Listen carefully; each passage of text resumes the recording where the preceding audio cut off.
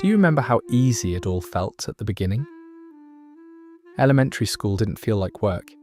It felt like instinct. You finished the test long before the bell rang. You read books that weren't meant for your age. You didn't just learn things, you absorbed them. While others struggled to keep up, you floated ahead, almost effortlessly. And then came the praise. It was constant, subtle at first, then everywhere. You're so smart. You're gifted. You have so much potential. You're going to do great things. At some point, those words stopped being encouragement and started becoming definition. Intelligence wasn't just something you had. It became who you were. You weren't just a kid anymore. You were the smart one, the reliable one, the one adults pointed to with pride. And the strange thing is, no one ever told you this directly, but you learned it anyway. Being loved felt tied to being impressive. As long as things came easily, life felt safe. Success didn't require struggle. You didn't need discipline or resilience. Your mind did the heavy lifting for you. Effort felt optional. Difficulty felt unnecessary. That sense of ease became your baseline, your comfort zone, your proof that you belonged. But what no one warned you about was this. When praise becomes identity, curiosity slowly turns into performance. You stop exploring for the joy of it. You start protecting the image. You learn, quietly, to stay where you shine. So you did what made sense at the time. You leaned into what you were good at. You avoided what might expose you. You learned to associate struggle not with growth, but with threat. Back then it didn't feel dangerous, it felt like security, but echoes don't disappear. They follow you. And years later, long after the praise stopped, its voice still lingers, asking the same silent question. If I'm not exceptional anymore, who am I?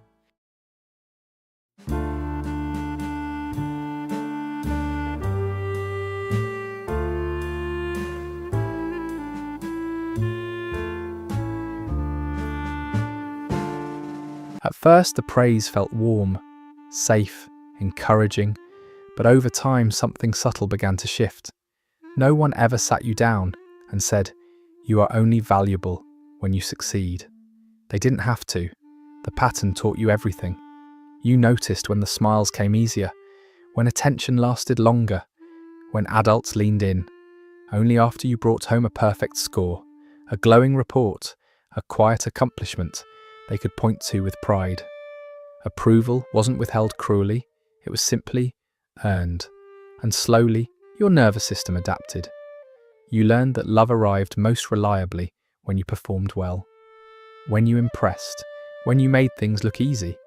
Being praised didn't just feel good, it felt regulating, calming, reassuring. It told you that you were safe, accepted, and seen. So you did what any intelligent child would do. Like you optimized for it. You became attentive, capable, self-contained. You learned how to shine without needing help, how to exceed expectations without taking up too much space, how to be impressive without being inconvenient. What you didn't learn was how to be held when you struggled. In many American households and classrooms, achievement quietly stands in for emotional connection. Success becomes the language of care. And when that happens, a child doesn't feel unloved. They feel responsible for maintaining love. Mistakes start to feel risky. Confusion feels embarrassing. Needing help feels like failure. So you keep performing, even when you're tired, even when you're unsure, even when the applause fades, because somewhere deep inside, a belief has already taken root. If I stop being impressive, I might stop being worthy. And that belief doesn't disappear with age, it simply grows quieter and heavier. To understand why effort feels so uncomfortable now, we have to look at how success was explained to you back then. When you did well as a child, and you often did, the praise rarely focused on process. Adults didn't say, "You worked really hard on this," or "You kept going even when it was difficult." Instead, they said something much simpler, much more powerful. "You're so smart." On the surface, it sounds harmless, even kind. But to a developing mind, that message carries a hidden lesson. Intelligence is something you are, not something you build. It's a trait you possess, not a skill you practice. This is what psychologists call a fixed mindset. In a fixed mindset, every challenge becomes a test of identity. If something comes easily, it confirms the story, I'm gifted. But if something feels hard, if you have to slow down, ask questions, or struggle, that same story starts to crack. Because if you are truly smart, it shouldn't be this difficult. And if it is difficult, what does that say about you? So effort begins to feel dangerous. Not admirable, suspicious. Trying too hard starts to look like evidence that you don't actually belong in the category you were placed in. Struggle stops meaning learning and starts meaning exposure. Without realizing it, you adapt. You choose classes where you already excel. You avoid activities where you might look average. You protect the label rather than develop the skill. Your self-esteem becomes tied not to growth, but to effortlessness. This works for a while. As long as the environment is small and expectations are limited, natural ability can carry you forward. But life doesn't stay that way. Eventually, everyone reaches a point where intelligence alone isn't enough. And when that moment comes, the gifted child doesn't feel challenged. They feel threatened. Because they were never taught how to struggle, only how to succeed without trying. For a long time, being the smart one carried you forward. It opened doors, it earned trust, it gave you a place in the world, until one day it didn't. Maybe it happened when you entered high school and the classes finally pushed back. Maybe it was your first semester at a competitive university. Or maybe it didn't hit until adulthood, when deadlines piled up, expectations multiplied, and being naturally good at things was no longer enough. The work stopped feeling intuitive. The answers didn't arrive instantly. You found yourself rereading the same paragraph, staring at the same screen, needing more time than you were used to. And then came the moment you didn't expect. You looked around and realized you were no longer exceptional. Everyone was capable. Everyone was articulate. Everyone had been the smart one somewhere else. Or in this new environment, your defining trait dissolved into the background. You weren't behind, but you weren't ahead either. That's when the real crisis began, because this wasn't just about performance, it was about identity. If intelligence had been the core of who you were, then losing your edge didn't feel like falling short. It felt like disappearing. The question wasn't, why am I struggling? It was, who am I if this doesn't come easily anymore? This kind of collapse is quiet, invisible from the outside. You don't break down dramatically. You keep showing up. You keep functioning, but internally, the ground starts to give way. Confidence turns into doubt. Curiosity turns into caution. Motivation turns into fear. You begin to hesitate, not because you don't care, but because every challenge now feels loaded. Every struggle feels like confirmation that the version of you everyone believed in might have been an illusion, and without realizing it, you stop moving forward. Not because you're incapable, but because the identity that once carried you there no longer works, and you are never taught what comes after being special. Adulthood has a way of quietly rearranging the hierarchy. In school, success was visible. Grades were posted, rankings were clear. You always knew where you stood. But in the adult world, the rules change.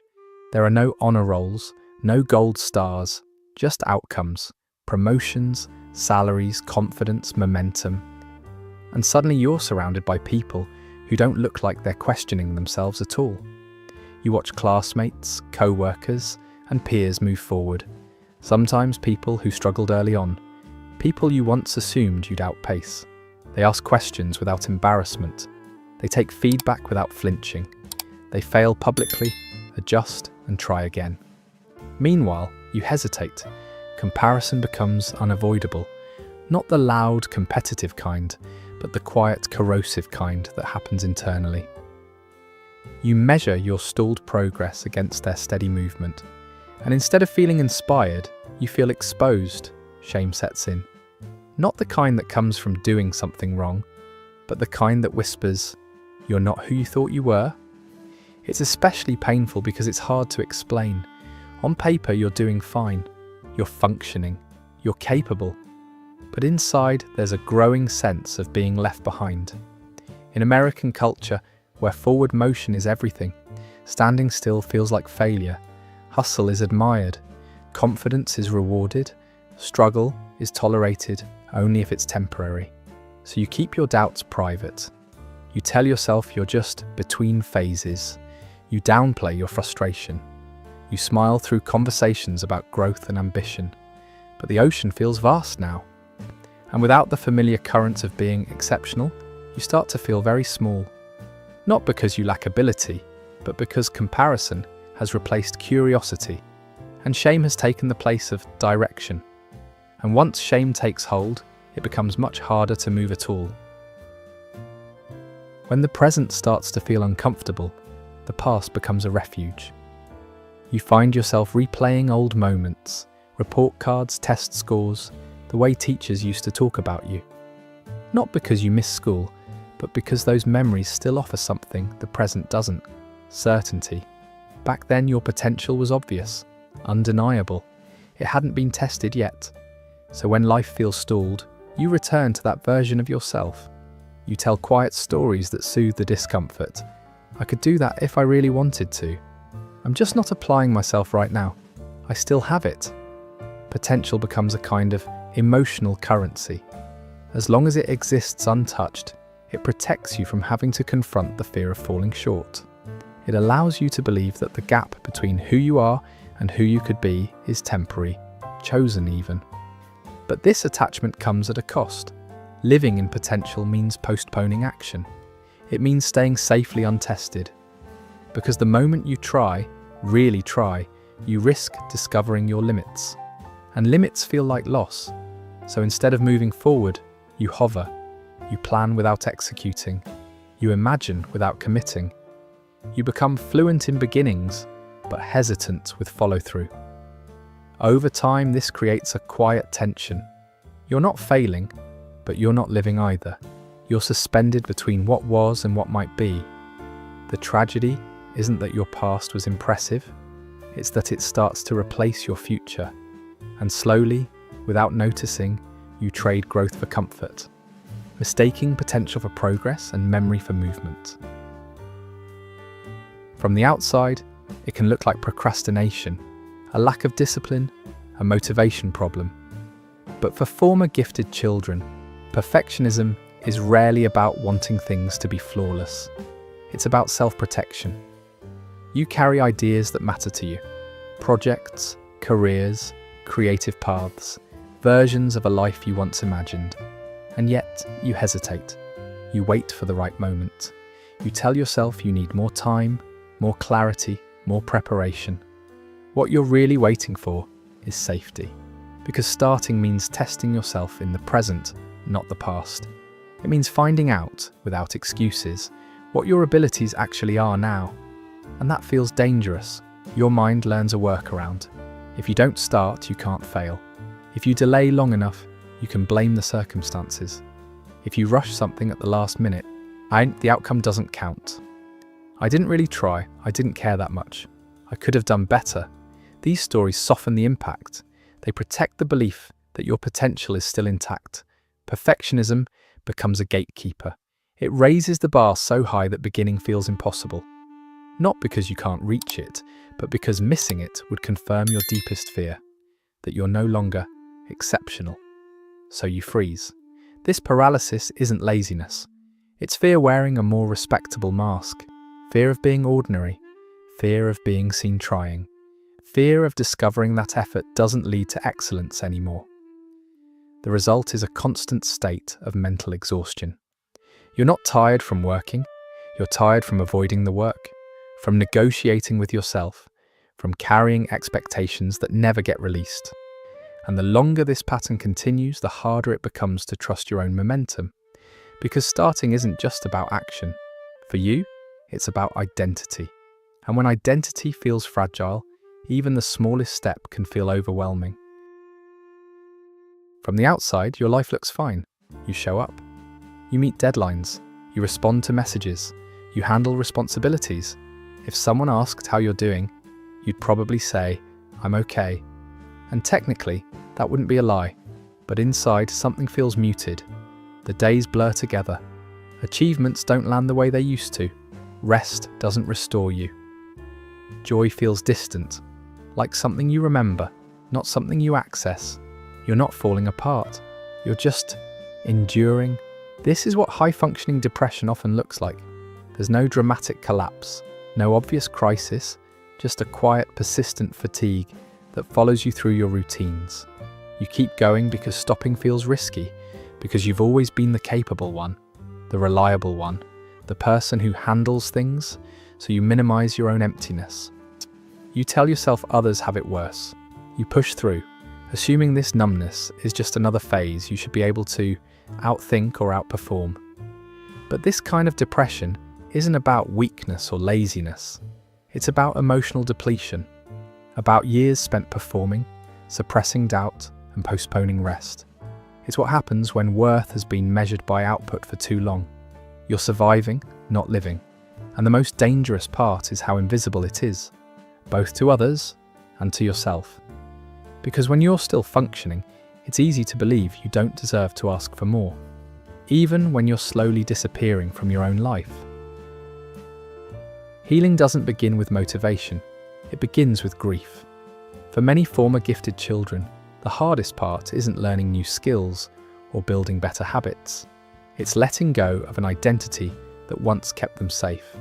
The version of yourself who was praised, admired, and expected to become something extraordinary didn't just fade away, you've been quietly carrying them with you. And that loss deserves to be acknowledged. You're not just frustrated with your present, you're mourning the future you were promised. The life that was implied when people said, you're going to do great things. Letting that version go can feel like betrayal, like failure, like giving up on who you were supposed to be. But grief doesn't mean something went wrong. It means something mattered.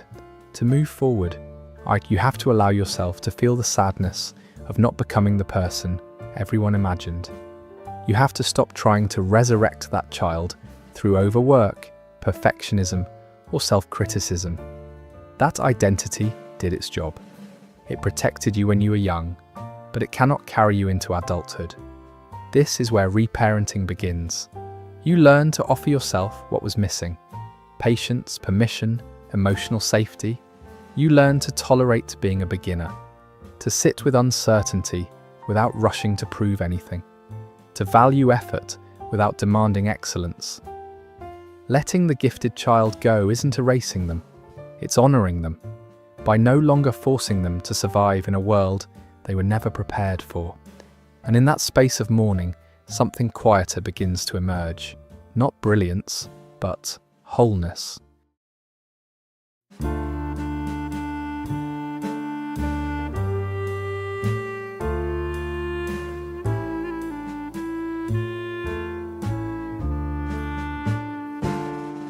At some point, growth stops being about becoming extraordinary and starts being about becoming real.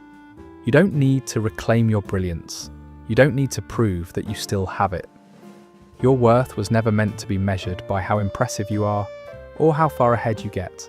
It lives in your presence, in your willingness to show up, imperfect and unfinished, and stay. Progress now looks quieter, smaller, more human.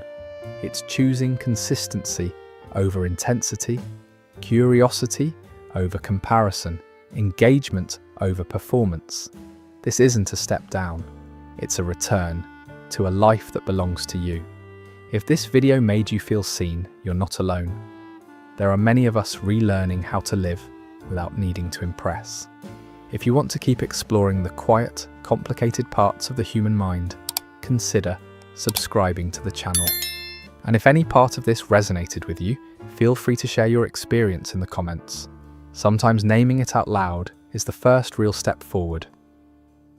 Thank you for watching.